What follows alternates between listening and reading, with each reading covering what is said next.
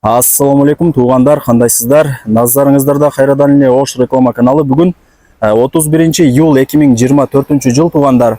Мен сіздерге барыңыздар эле билген су башы, су бойы деп аталған Төлөйкөн айылынын ортосунан сатыла турган даяр үй тууралуу маалымат бермекчимин. Өтө сонун үй экен туғандар. Анан бул үйдө таза суу бар, свет бар. Анан ал сатылуучу үйдүн өзүнүн даяр местный септиги дагы бар экен. Эң эле жакшы жери мына ушундай шаркырап агып жаткан каналдын жанында эле сатылуучу үйүбүз жайгашкан. Шаар тараптан келген болсоңуздар, барыңыздар эле билген Төлөйкөн айылына кирип келесиздер. Төлөйкөн айылынын кире беришинде жайгашкан Жолон Мамытов деген мектепти билесиздер. Ушул айылдын биринчи мектеби шаар тараптан киргениңиздерде. Ошол Жолон Мамытов мектебинен өткөнүңүздөрдө мына тугандар канал, көпүрө, канал көпүрөдөн өткөнүңүздөрдө мына жерде мечиттен дагы бул жака бир аз эле жүрүп барсаңыздар, мына жерде оң тарапта жайгашкан Гапарайтиев деген көчөнү көрөсүздөр. Мына жерде турат. Ошол оң тараптагы көчөгө кирип, ичкериге бир 800-900 метр түз кирип барсаңыздар, 4 көчө бар. Ошол 4 көчөнүн алдына бара бериңиздер, маалымат беребиз. Жакын эле бара бериңиздер тугандар. 4 көчөгө келесиздер дагы, ошол 4 көчөдөн оңго Ынтымак көчөсүнө бурулуп, бул жака бир аз эле жүрсөңүздөр, оң тараптагы экинчи үйүбүз сатка чыгып атат. Мына ушул үй сатка чыкты. Азыр колдон келишинче маалымат берем. Баасы жана ээсинин номери болсо ушул видеонун экранында жазылган. Кийин келип өзүңүздөр дагы маалымат алып кетесиздер. Локациясы өтө сонун. Төлөйкөн айылы толугу менен шаарга өткөрүлгөн. Жолдору дагы асфальт, шаарга 10 мүнөттө кеңири жетип каласыздар тугандар. Анан бул жер Төлөйкөн айылынын жаңы чеги, бирок ошого карабастан бул жерде үйлөрдүн саны өтө көп тугандар. Пустой чектин эле баасы бул жерде 20 миң, 25 миң доллар экен. Азыр ээси мага түшүндүрүп берди. Анан тугандар бул үйгө 3 маршрутка менен келсеңиздер болот. 134 маршрутка келет. Мына ал жерге чейин келет экен акыркы аялдамасы. Анан 124 маршрутка келет. Анан мен жана жол тараптан адресин түшүндүрдүм го. Ошол каналдын жанына 10 автобус дагы келет тугандар. 3 маршрутка автобус менен ушул үйгө келип турсаңыздар болот. Локациясы өтө сонун. Шаарга мен мындай эркекче айтайын, 10 мүнөттө жетип каласыздар тугандар. Мынакей тугандар, бул үйдүн көчө тараптан көрүнүшү, чек арасы ушул жерден башталат. Мына темир тосмо менен деле тосуп коюптур. Анан мына мен машинам турат го, ошонун жанында кошунаңыздар жашайт. Мына кошунаңыздын воротасына чейин болуп калат чек арасы. Бул жакта 4 бөлмөлүү чоң үй жайгашкан, толук бүт элек. Мына жерде болсо 2 бөлмөлүү времянкасы бар экен. Ал даяр тугандар. Ремонтун сону кылып коюптур. Келип эле времянкада жашай бересиздер, даяр. Бул жагын болсо кийин өзүңүздөр чөнтөгүңүздөргө, табитиңиздерге жараша каалагандай ремонт кылып, бүтүрүп кире аласыздар. Сатыла турган жер үйдүн жери 6 соток тугандар. Жери тегиз, 4 тарабы тосулуп, чек аралары такталган. Условияларына келе турган болсок, бул жерде свет бар, анан таза суу дагы бар. Мына көчөнүн боюнан таза суунун турбалары өткөрүлгөн. Үйдүн ичине крандар орнотулган. Мындайча айтканда, бул жерде суу, свет боюнча маселе жаралбайт. Мына тугандар, бул 2 бөлмөлүү времянкабыз. Бул жанагы чоң үйүбүз. Аз көргөзүп берген кирип. Анан тугандар, барыңыздарга эле кызык болот. Неге сатып атат экен деп. Бул жерде ээси негизи ноокаттан болот экен. Ноокаттан атасынын үйүнүн жанынан жакшы үй чыгып атат экен. Сатылуучу ошол үйдү алып калайын деп бул үйүн сатып атат экен. Ошол себептен эле сатып атат экен тугандар. Болсо өтө жакшы качестводо салынган үйлөрдүн бири деп мага түшүндүрүп маалыматын берди. Мына времянка тууралуу маалымат берейин сиздерге азыр кирип шашылбастан.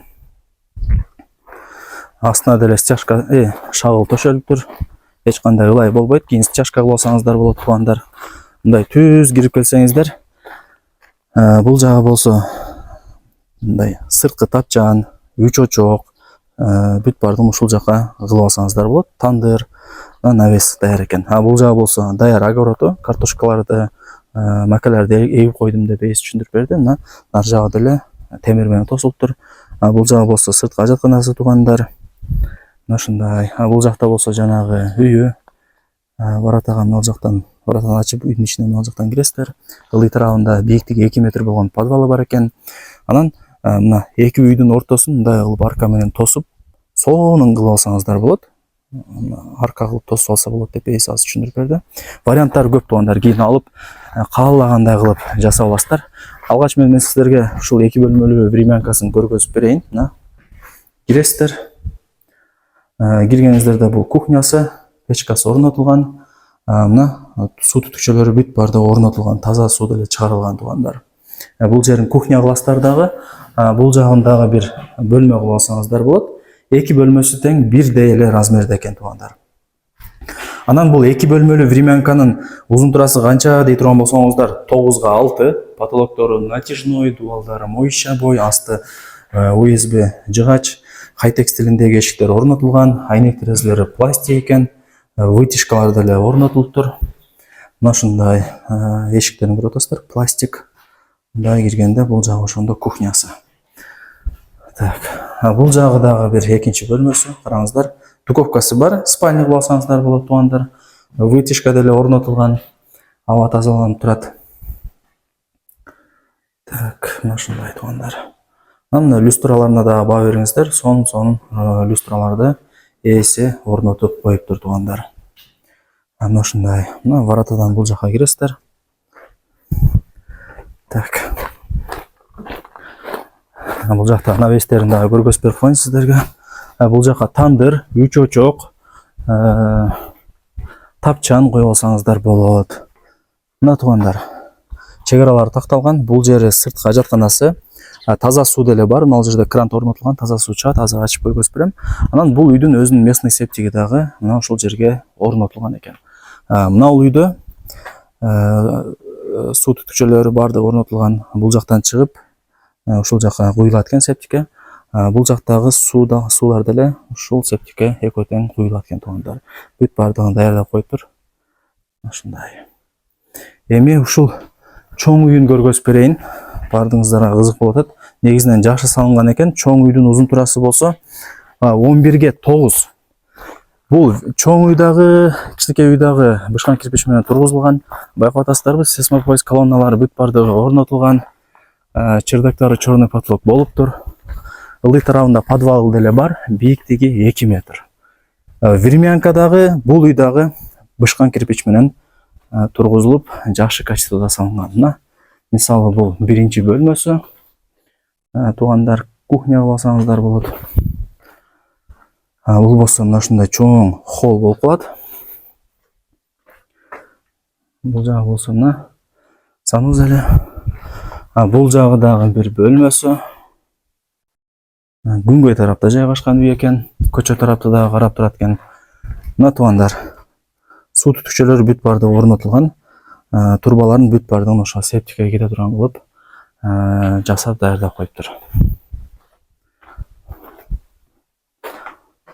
Бул жагы дагы бир бөлмөсү. Караңыздар. Сонун экен.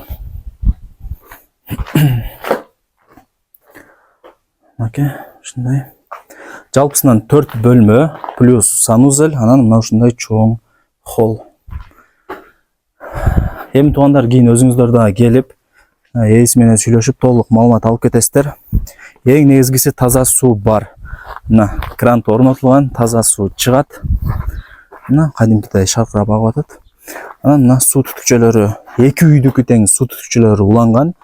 Мындай жердин асты менен мына жактагы септикке туташтырылган туугандар. Мектеп, бала бакча, магазин, мечит баардыгы бул Төлөйкөн айылында бар. Эки жака тең барып келе берсеңиздер болот. Подвалын көргөзүп берейин, анан сиздерге баасын айтам. Мына туугандар, подвалы бийиктиги 2 метр. Караңыздар, салкын сонун экен. Мына биринчи кабат менен подвалдын ортосуна плита дагы ташталган. Фундаменттери бийик болуп куюлган. Плюс ким ала турган болсо, өтө жакшы кеми болот экен. Барыңыздарга ийгилик туугандар. Ушундай сонун жерде жайгашкан сатылуучу үйдү колдон чарбаңыздар. Эң негизгиси шаарга жакын, 10 минутта шаарга жетип каласыздар.